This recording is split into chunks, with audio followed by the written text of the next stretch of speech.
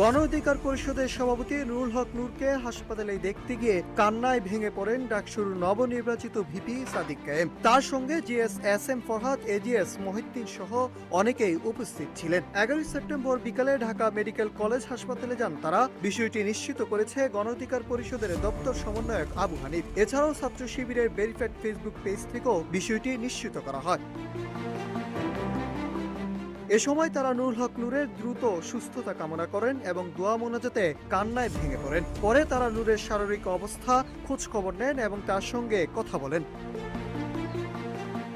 এদিকে 11 সেপ্টেম্বর সকালে ডাকসুর নবনির্বাচিত ভিপি সাদিক কায়েম সহ ঐক্যবদ্ধ শিক্ষার্থী জোটের সকল প্রার্থীরা রায়েরবাজার বধ্যভূমিতে মহান স্বাধীনতা যুদ্ধের শহীদদের স্মরণে দোয়া করেন।